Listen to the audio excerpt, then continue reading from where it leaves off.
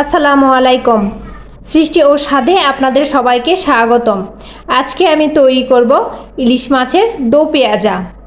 তাহলে চলুন দেরি না করে কিভাবে খুব সহজেই ইলিশ মাছের দো পেঁয়াজা তৈরি করা যায় দেখে নেওয়া যাক। ইলিশ মাছের দো পেঁয়াজা বানানোর জন্য এখানে আমি ইলিশ মাছ নিয়ে নিয়েছি। ইলিশ মাছটাকে সুন্দরভাবে কেটে ধুয়ে নিয়েছি।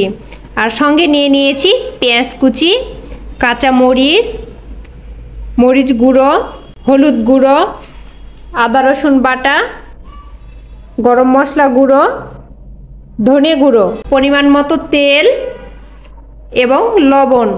তাহলে চলুন রান্নাটা শুরু করা যাক। প্রথমে মাছটাকে আমি ম্যারিনেট করে নেব। ম্যারিনেট করার জন্য মাছে দিয়ে দিচ্ছি স্বাদ অনুযায়ী লবণ, হলুদ গুঁড়ো, মরিচ গুঁড়ো, সবগুলো একসঙ্গে মাখিয়ে নেব।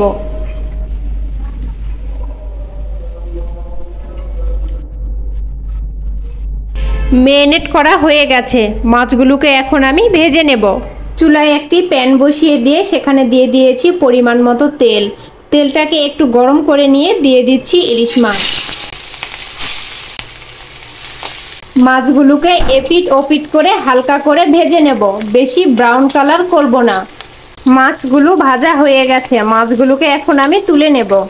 অন্য একটি প্যানে দিয়ে দিচ্ছি পরিমাণ মতো তেল। তেলটাকে একটু গরম করে নেব। তেল গরম হয়ে আসলে দিয়ে দিচ্ছি পেঁয়াজ কুচি। নেড়ে চেড়ে পেঁয়াজগুলোকে ভেজে নেব। বেশি ব্রাউন কালার করে ভাজবো না, পেঁয়াজটা একটু নরম হয়ে আসা পর্যন্ত। পেঁয়াজটা নরম হয়ে গেছে। এ পর্যায়ে একটু পানি দিয়ে দিচ্ছি, যাতে পেঁয়াজটা খুব বেশি ভাজা না হয়ে যায়। এখন এখানে কিছু মশলা অ্যাড করে দেব। আদা রসুন বাটা, মরিচ গুঁড়ো, হলুদ গুঁড়ো, ধনে গুঁড়ো, স্বাদ অনুযায়ী লবণ। মশলাগুলোকে নেড়ে চেড়ে খুব সুন্দরভাবে কষিয়ে নেব। মশলাটা খুব সুন্দরভাবে কষানো হয়ে গেছে। দিয়ে দিচ্ছি ভেজে রাখা মাছ।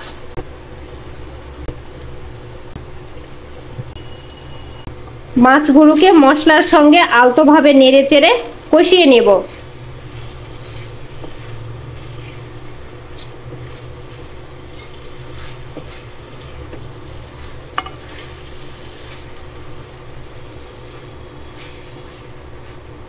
মাছ খুব সুন্দরভাবে কষিয়ে নিয়েছি।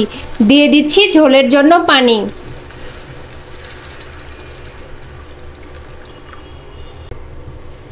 নেড়ে চেড়ে দিয়ে ঢাকনা দিয়ে রান্না করে নেব, ঝোলটা কমিয়ে আসা পর্যন্ত। তরকারিটা হয়ে এসেছে। নামানোর আগে উপর দিয়ে জিরে গুঁড়ো দিয়ে দিচ্ছি। নেড়ে চেড়ে নিলেই রেডি হয়ে যাবে ইলিশ মাছের দো পেঁয়াজা।